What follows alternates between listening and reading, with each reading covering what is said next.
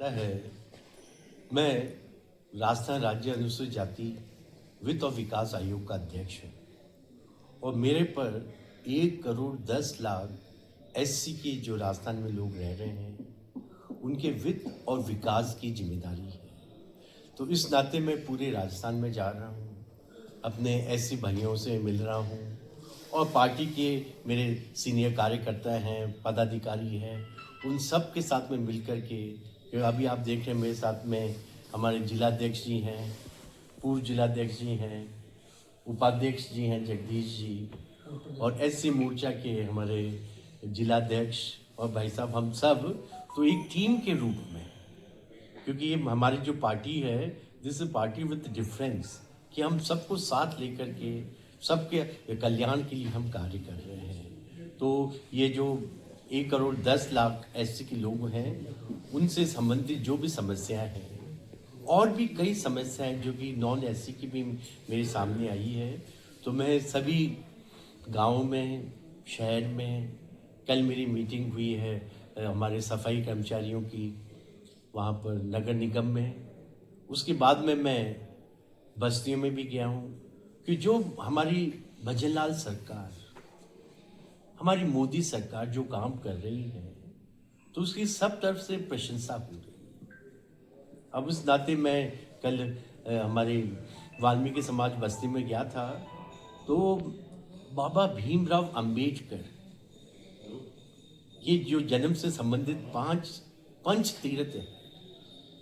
तो हमारी भजनलाल जी सरकार ने उसके लिए फ्री बस सेवाएं आयोजित की और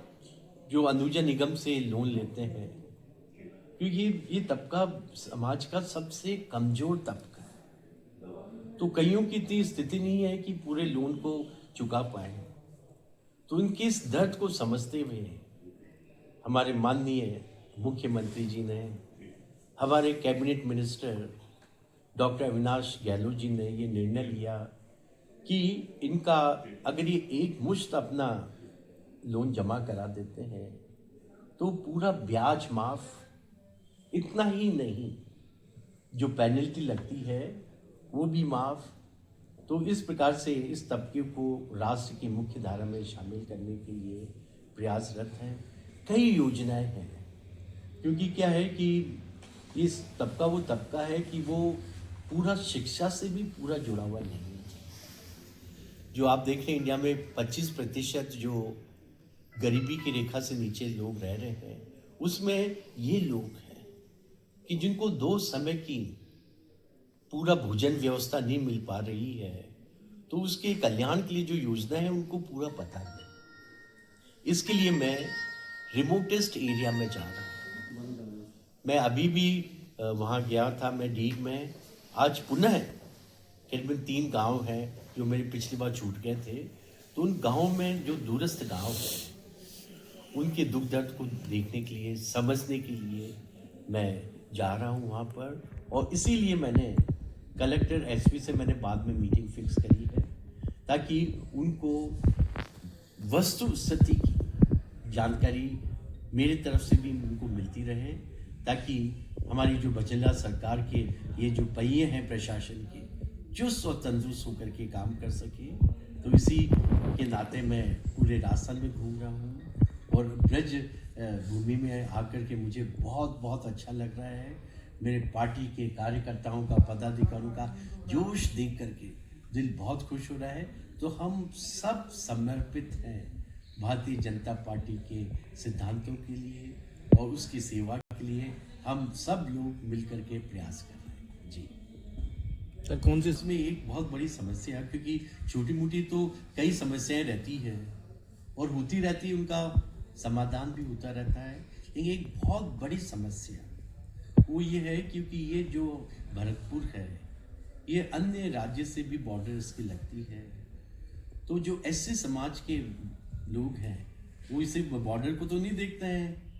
वो न रिश्ते करते हैं जो पास के जो यूपी है या और जो जी, तो वहाँ की जो बहुएं आती हैं तो उनको एससी का सर्टिफिकेट मिलने में मुश्किल है। क्योंकि ये देखिए हमारे मोदी जी का विज़न है एक देश एक संविधान। तो जिस ढंग से एक अलग संविधान जो कश्मीर का था उसको खत्म करके article 370 was nothing but a separate constitution in the country, तो उसी प्रकार से एक देश एक चुनाव, तो उसी तर्ज पर अनुसूचित जाति भी एक अन्य राज्य की भी यहाँ की, तो ये भी एक बड़ी समस्या है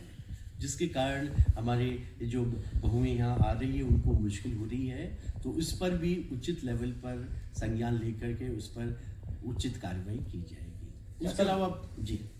जी जी जी क्योंकि ये देखिए ना, हमारी भारतीय जनता पार्टी का एक बहुत अच्छा सिद्धांत है अंत्योदय, कि जो समाज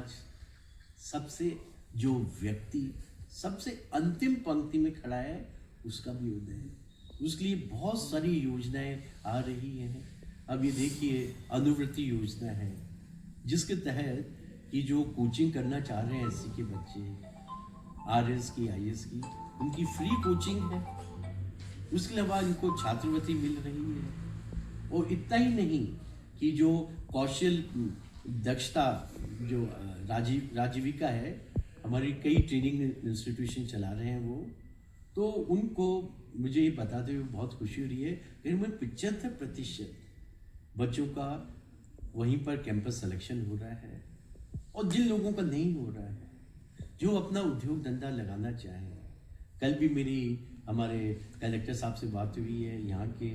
और डी के कलेक्टर साहब से भी, तो उनके लिए करीबन 10 करोड़ अंबेडकर दलित जनजाति उद्योग योजना, तो उसमें 10 करोड़ तक वो लोन उनको मिलता है ताकि वो अपना धंधा चला सकें। और उस पर सब्सिडी भी है, ब्याज पर भी सब्सिडी है। जैसे मैं बार बार आपको कह रहा हूँ कि ये तबका बहुत ही आर्थिक रूप से कमज़ोर है, तो उसके लिए गारंटी वगैरह भी मुश्किल हो जाती है, सिविल रिकॉर्ड, तो उसके लिए खुद गवर्नमेंट राजस्थान उसको गारंटी दे करके तो ऐसी योजना है ताकि इस तबके का पूर्ण रूप से विकास करके इसको राष्ट्र के निर्माण में, राष्ट्र के मुख्य धारा में लाने का पूरी कोशिश हो रही है।